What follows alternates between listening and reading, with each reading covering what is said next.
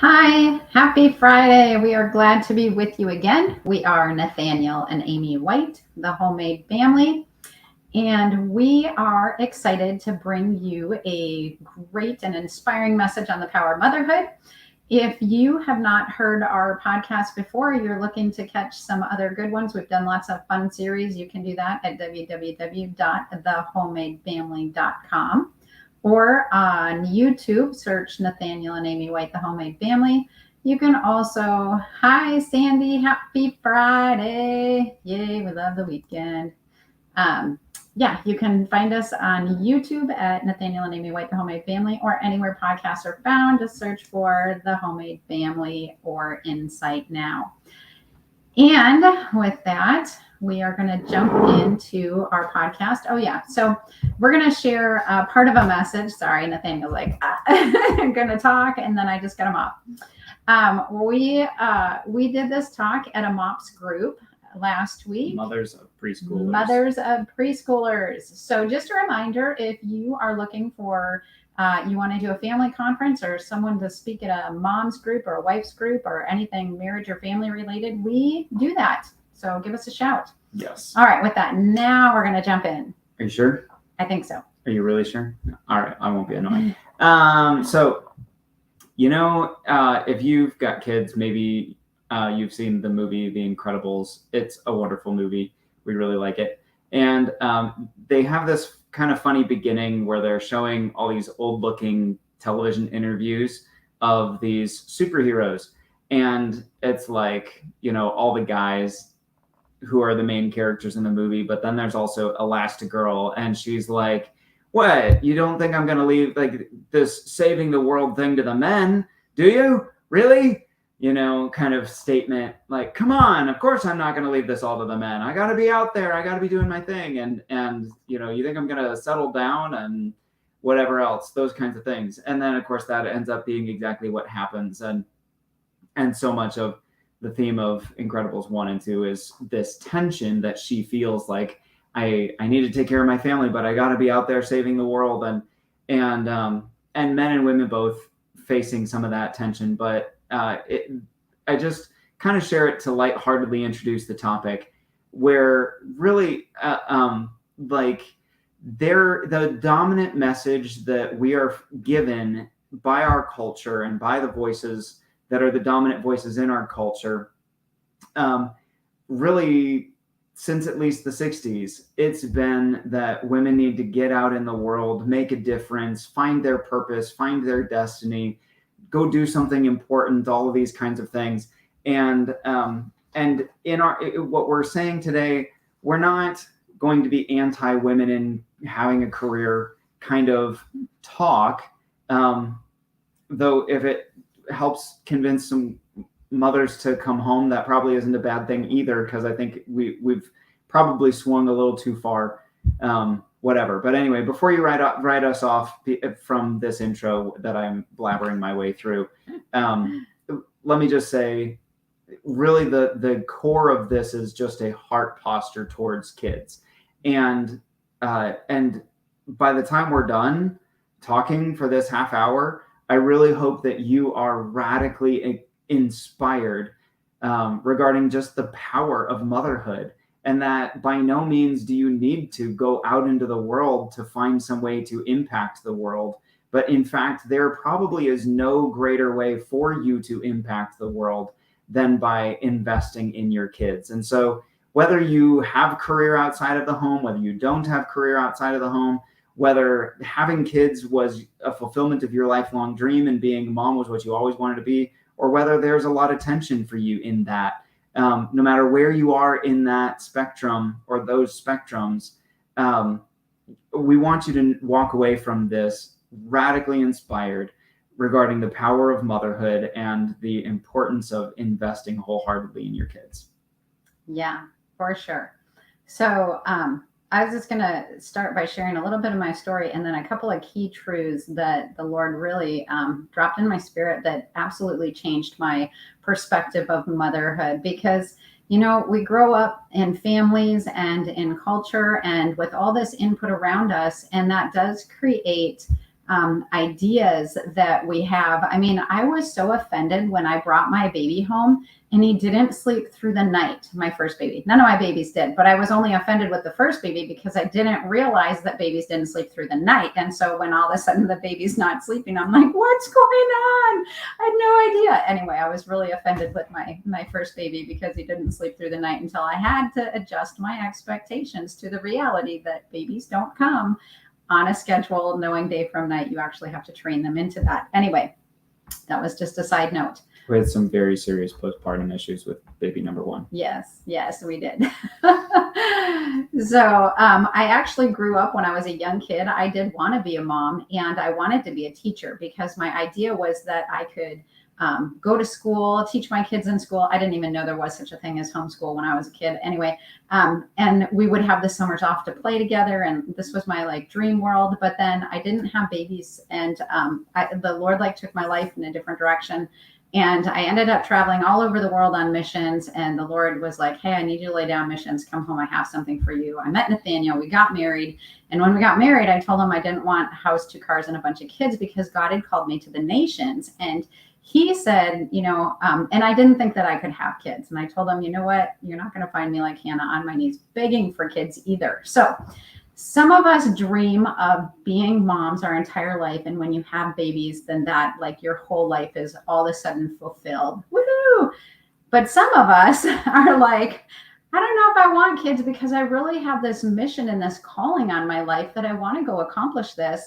And then we have kids and we find out how all consuming that is. And then all of a sudden we're stuck in this place of, I love my children, but there's this life out there that I'm missing out on, this calling, this something that I'm missing because I'm at home exhausted and tired and taking care of these little kids who just need everything all the time, right? Can they just grow up and be adults already?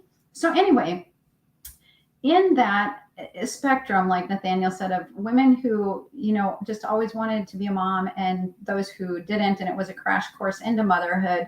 I still feel like no matter how prepared for motherhood you are, there's still a process of kind of like dying and being resurrected as a mother. And really there is this place of, like letting go of the old self and the old life and grabbing hold of the new life and then walking in the fullness thereof.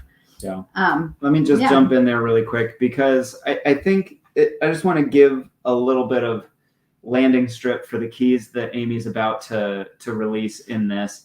And some of that is, I think that pretty much it doesn't matter what church background you come from, as long as it's a Bible preaching church background, you're going to learn, like I did growing up, you're going to learn a whole lot of verses about dying to yourself. I used to like rigorously work at memorizing them and trying to live them. And I thought that the whole key to the Christian life was just dying more. And lo and behold, that never worked. And the main reason was because even though my will was totally submitted to the Lord, I didn't know what truth to plant in its place. Like, okay, I'm laying myself down, but now what? Like, God isn't just coming in to possess me and take over my life and robotically work through me. That's not how God works. He wants a spirit of self-control. He doesn't want to take control. And he wants to empower us, and he wants to conform us into his image so that we can freely walk as his sons and his daughters. That's his heart towards us. So he's not interested in taking control. That works against his purpose in our lives. So this is something that maybe I think a lot of us kind of have an understanding that this is a value system, and then we hit motherhood or even marriage, or in my case, fatherhood. And yeah, of course, like I love my kids, and so I lay my life down for them. But what does that actually mean? What does that look like?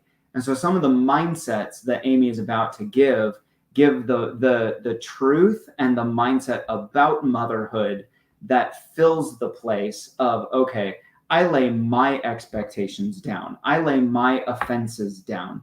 I lay what I thought my life was about down. But what do I get to pick up? Yeah, that's really good. Like, what do I receive in return? Because the Lord never calls us to die to something without calling us to life. There's always a resurrection. New. There's always a resurrection. and embracing that resurrection and that new life is actually part of the joy of motherhood, when we find the fulfillment and the life and the joy in that. So there actually are a series of just really profound stories that the Lord gave me along the journey. And I'm kind of wondering if I should start with the one in the hospital with Ezra versus just Why don't you jumping start in there? here. Yeah. So I think I'm going to start here.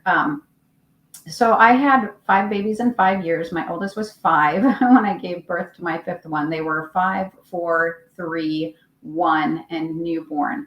And I had been in this season for a while of, wanting to go out and have a life outside of home, but just the nature of the season with so many babies back to back and 2-year-olds in the house and, just birthing and nursing for all those years. And my oldest or my youngest had just been born. Our blood mixed in utero, so he had really high jaundice numbers, and we had to stay extra long in the hospital to work through that. When they did finally release us, I still had to drive an hour round trip every single day for additional testing, and it was probably on the second or third day of driving back and forth. I was looking for a place where I could nurse my newborn. Anyone who has newborns know that they don't always know how to nurse properly. So it was really hard, even as an experienced mom, to find a quiet place where I could properly cover and nurse my baby. And I was like, I should just go to the chapel, because like in the hospital, very few people use the chapel. And it was a quiet place where I could go sit and nurse him while I was waiting for the results of the lab test. And I went in there and I was like just tired and sad and just in the middle of postpartum and a sick baby and all these things. And I was struggling to get him to latch properly, because he had been having a problem where he would latch and he would suck, but he wouldn't swallow. And so I didn't know if he was eating. And anyway, we got him latched, whatever. And I look up, and on the window, there were like stained glass windows on the side of the chapel. And one of them said, feed the hungry, and then it was clothe the naked, and take care of the sick, and visit the lonely, and things like that. And it was a verse from Matthew. But when I looked up and I read that, feed the hungry, I just felt the grace of God come on me so strong. And he comforted me, and he said, Amy, I know that you feel like you don't serve me anymore because all you're doing is staying at home and taking care of kids. He said, but every time you feed a child, you are feeding me, because that's what that scripture says. Whenever you do it for the least of these, you've done it unto me. Yeah. And that just radically shifted my heart, because I always saw my kids as getting in the way of my quiet Bible time, or getting in the way of my worship time, or getting in the way of these things. Being able to serve God. Because you've been going all over the world with widows in Africa and orphans in Mexico and persecuted church in India, and radical stories of God among these outcasts of society, like literally holding and hugging and weeping over lepers and praying for them in India. And I mean, you should get the stories on some of those pre-family days from Amy sometime. They're radical stories of things that you were doing in those days, and then all of a sudden it comes to a hard screeching halt. And it's like, my family and my kids are in the way of serving God. Mm-hmm. And so now comes this moment where God's like, actually, whenever you do it for the least of these, you're doing it for me. Yeah. And so I'm kind of surprised I'm getting a little emotional or choked up over this, but yeah, so it was like this place of shifting my perspective of what it looked like to actually serve the Lord. And even now, sometimes on days when things feel hard, I'll like throw a load of laundry in and go like, God, I worship you by washing laundry, and just really that this is honoring to the Lord, because when I prepare a meal for my family, I'm preparing a meal as if unto the Lord. And when you have toddlers, sometimes you realize how hard it is to clothe the naked, because I put clothes on them and they took them off, and I put clothes on again and they're naked again. I'm like, Lord, I'm trying to clothe the naked, but they won't stay clothed. Anyway, so you get the point. If you're a parent of toddlers, you know what that's like. But just that perspective shift that whenever we've done it for these little ones, we've actually done it as if it is unto God. And so realizing that our service to our family is actually service to God. And then it talks about, like, when we get there, he'll say, well done, good and faithful servant, and that this is one of the highest callings of praise that we can receive from the Lord, is when we love our family like that. Yeah. So I'm going to say a few things, and if God's sitting on you on this, like if this is ministering to you, just tune me out. Really, all I'm trying to do is just give a little time for this to marinate inside of the people that this is for. And so if that's you, just let this marinate inside your heart right now, inside your spirit, and minister to you. But the effect of this is like I said in the introduction, like the message that we have been fed in our culture and our society is, women, in order to do anything important, you have to do it outside the home. Women, in order to matter, you have to be like men and go outside the home. Women, in order to change the world, in order to make an impact, in order to, and then that seeps into the Christian world as well. Like, in order to serve God, you have to be here, you have to be there, you have to do these things. And I mean, Amy's actually preaching a message on Sunday about possessing the land, and there are things that God's people do need to do that are outside the home, and women are very much a part of that. But we're just, again, just to clarify this, we're just simply saying these things to restore the dignity and the power of motherhood, that it is not a throwaway thing. It's not a second class thing. It's actually it is the quickest way to make a difference in the world. Yeah. All right. So from there, again, there were a lot of little points along the way. And you know what? I'm going to throw this story out there too. I'm like, I actually had 2 other points, but we're going to just share this because it's what I feel is in my heart right now. There was another season. I mean, it was still all that season of the young kids and really being that at-home mom.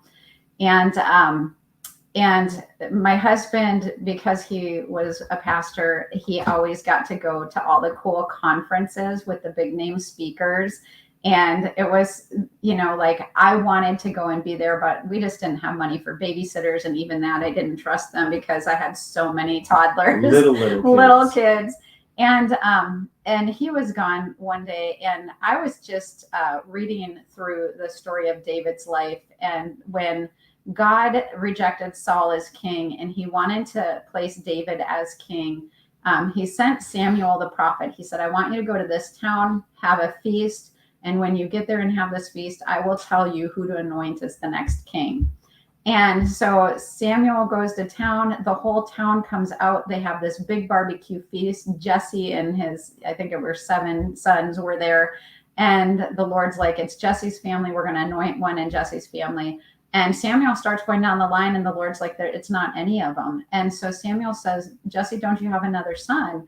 And he says, well, yeah, but he's out in the field taking care of the sheep. And I felt like the Lord was saying, Amy, I know where to find you.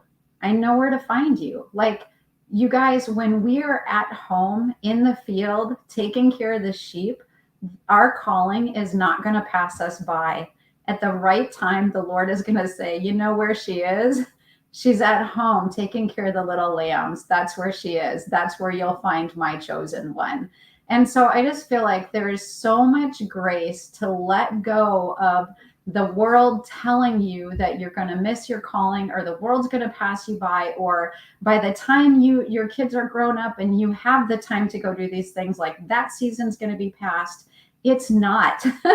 The Lord knows where to find you. And he says, like David, he said of David, he's a man after my own heart.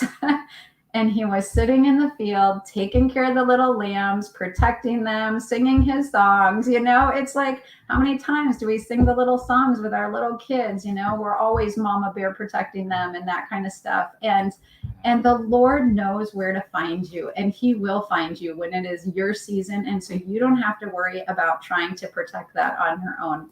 Emily Braun says, so good. Hey, Emily, thank you for joining us. I'm so glad you're with us today. Yay. Yay. Yay. Okay, so here's just another real key that I felt like probably this has the most impact of the power of motherhood in my life. I love to jog. I was in cross country and track in high school, and I jogged till I was like 5 months pregnant with my first baby. And then I realized that wasn't probably a good thing for me to do. And so I laid that down for a lot of years. And once I finally picked it back up after about 7 or 8 years of having babies, I was just out jogging one day and not thinking of much, but all of a sudden I started thinking of the story of Isaac and Rebecca. And I'm in the right place. Okay, yeah. Isaac and Rebecca. I just want to make sure. Sometimes I get Rachel and Rebecca mixed up. But Isaac and Rebecca. So it's Abraham, his son Isaac. Isaac was married to Rebecca. And Rebecca was pregnant. She was pregnant with twins at the time. And these two twins are in her belly wrestling. I can't imagine. I've been pregnant with one kid, and when they're kicking you under their ribs, I'm sure she was like, oh my gosh, what is going on? These two babies are like kicking and wrestling and just being crazy. She might not have even known she was pregnant with twins. Maybe not, but a lot of stuff going on in her belly. So, I mean, I have 4 boys, and I know how rowdy it gets in my house. Can you imagine 2 boys in the womb and what they must have been doing in there? But anyway, Rebecca calls out and she's like, God, what is this? And the Lord said to her, there are 2 nations in your womb. Yeah. That's what he said. There's 2 nations in your womb. Not you're having twins, not there's 2 babies. There's 2 nations. And I was like, wow, the Lord does not see my children as just children. He sees them as nations, fathers of nations, daughters of nations. And so I just let this begin to shift my perspective, because up till this point, I'm like, I can't wait to send my kids off to school or till they're 18, and I want them out of the house. And it was like we have this mindset that we're parents for 18 years, and then they go off and they create their own life. They go do their own thing, right? Is that not how it works here? Independence. We're Americans, gosh darn it. Independence. And the Lord is saying, no, this isn't just about 18 years and send your child to become who they want to be. You're actually building a legacy and a nation. And so that began to infiltrate a lot of the different perspectives in my life. Sarah Kavanaugh says, your parents for the rest of your life, not just 18 years, right? I know, very much so. We're not just parents for 18 years. But I began to ask questions like this, and these are good questions for you guys too. What does God want to birth into the world through my family line? What does God want to birth into the earth through me? What do I have in me that I need to impart into my children? Because there's gifts and grace in your life that are for your kids and your grandkids after them. What heritage, what value systems, what legacy would I want to leave in this world? And I began to honestly, it helped shift my perspective a little bit to like, especially in parenting or disciplining my kids. I was like, how do I want my kids to discipline their kids? Because especially one time I had really yelled at my daughter, and I was feeling kind of bad about this. And I was like, do I want my daughter to treat her daughter this way or to yell at her daughter this way? Because I know how bad I feel when I do that. And I don't want that same kind of shame for my daughter, like that she would struggle with that. And so I began to pursue different ways of keeping my own peace and calm and having better conversations with my kids when stuff was happening, because I want to see that passed on in legacy. Now, I know Nathaniel's super into legacy and whatever. So what would you like to add here? So one of the things that Proverbs says, and this was probably the first verse of scripture we ever had our kids memorize, actually, not intentionally. It just happened to be the first one. But it's, what is it? Proverbs 18:1 or something like that. A good name is to be chosen rather than great riches. And so, if you think through what can you leave to your kids, like, okay, you leave money, you leave inheritance, you leave finances, you leave houses or lands or whatever, that's awesome. If you're able to do that for your kids, Proverbs also says a righteous man leaves an inheritance to his children's children.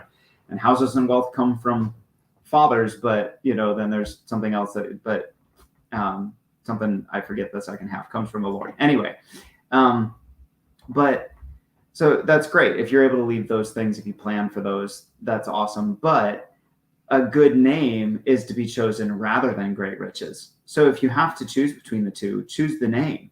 What is a name? A name is a reputation. A name is, my father-in-law tells a story of growing up in a small town in Pennsylvania, and one time realizing that he'd forgotten his checkbook to pay for gas, and he'd already filled up with gas, and going into the gas station and saying, look, sir, I'm so sorry. This is what happened. How can I make this right? What do I need to do? And he said, well, what's your name? And he said, Mike Beard. And he said, you're a beard boy, huh?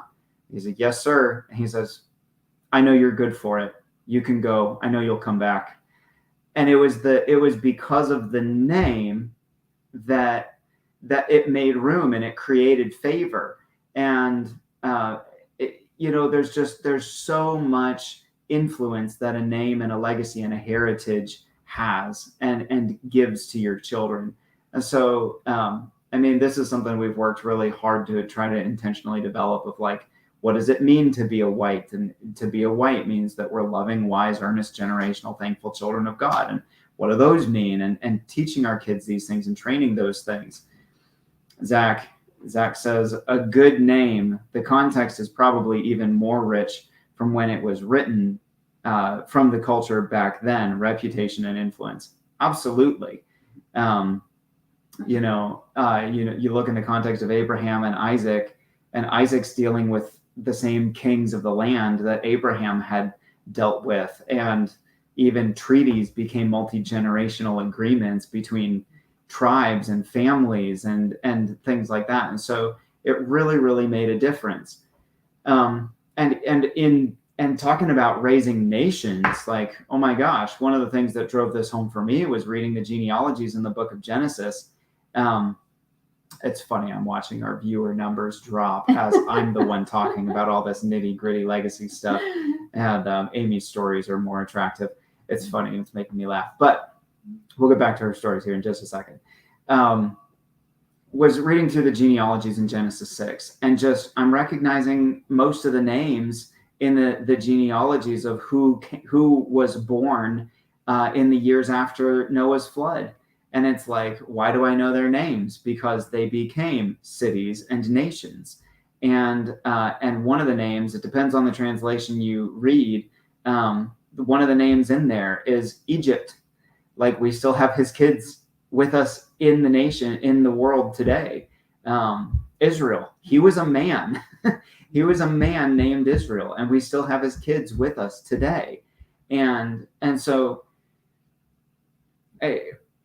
this is a real powerful paradigm shift for us to not be so individualistically focused that life is about me, my kids' lives are about them.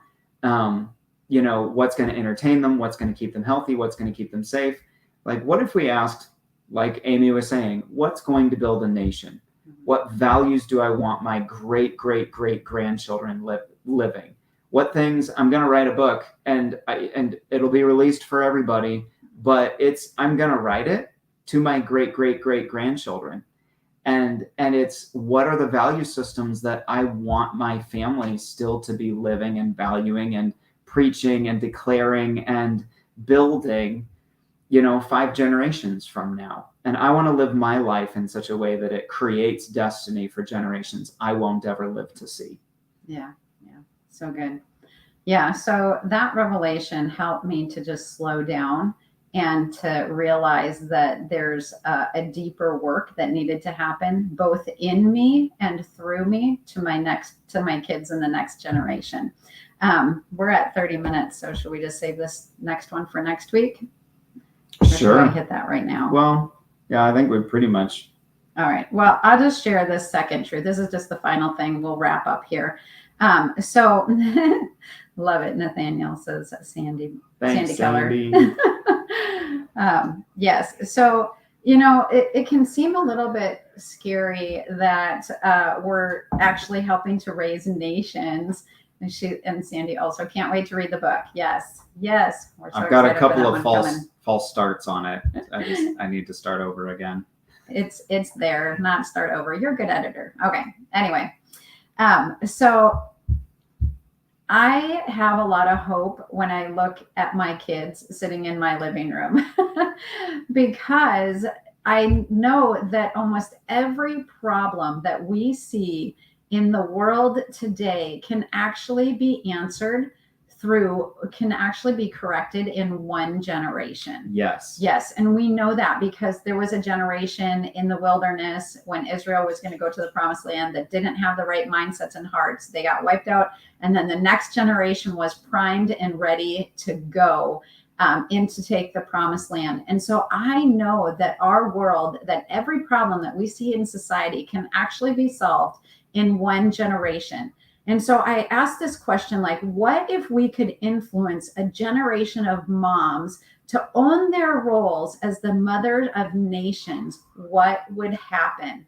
I mean, what would happen if we could actually get the hearts of moms and dads to turn to their kids and to invest for this short season? You guys, it is a short season. I know you're parents forever, but really, once they are 18, they're getting jobs and they're getting married and they're going to the next stage of life. And so we really have this short season to really sow into them. But this is what the Lord brought me to. And there's this old poem. I don't know if you've heard it before, but it says, the hand that rocks the cradle is the hand that rules the world. You guys, I'm going to say that one more time. The hand that rocks the cradle is the hand that rules the world. You guys can go Google search that, read the whole poem. This is such a profound revelation because you guys, every single world leader out there, every single teacher, every single influencer in the world has somebody that has influenced them. Yeah. And the most influential person or people in a child's life or a person's life is their parents. Right. And so we get to influence the influencers. Yeah. And just knowing this, that what I choose in this season to put into my kids is what is going to be birthed out of them when they get bigger. And just valuing and treasuring that I have so much power to influence every mountain of society. Nathaniel and I, when we sat down, because we're pastors and we're looking at society and we're like, how do we make a difference? How do we make a difference? Where's the biggest impact we can make? Yeah. We realize that really the 7 mountains are media, arts and entertainment, government, religion, education, business, and family. We realized that family touches every other mountain. That if we can get family right, then we're going to send healthy, empowered children, young adults into the government mountain, into the education mountain, into the arts and entertainment mountain. Like if we could do this right and we can do this powerfully and we can send them out. And then if our kids raise good kids, then what can they do when they come up in the next generation?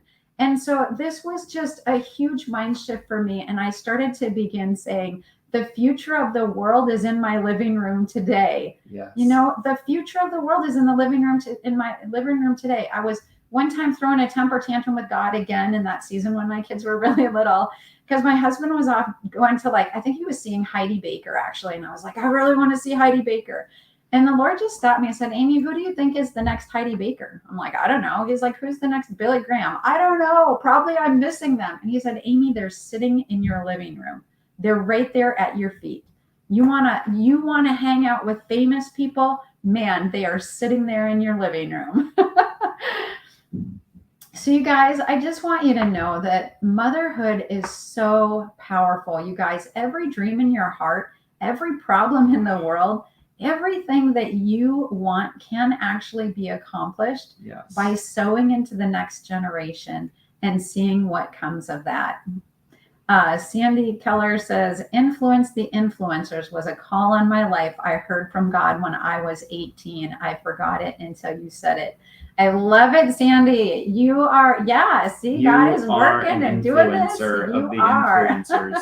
I know. I was so excited to speak to a MOPS group. I'm like, we get to influence the influencers. I just really hope that we can put some courage and encouragement into moms to stay the course, to realize that there's so much power in this season, and it's not just laying down your life and dying to something. It is like embracing the power of changing the world through who's sitting in your living room today. Yes. Anyway, you guys, I hope that you were encouraged by that. Feel free to like and share this with other moms who need some encouragement and some vision that what they're doing right now in this season is really powerful. Yes. And we'll see you guys here again next week. God bless you. Bless you guys.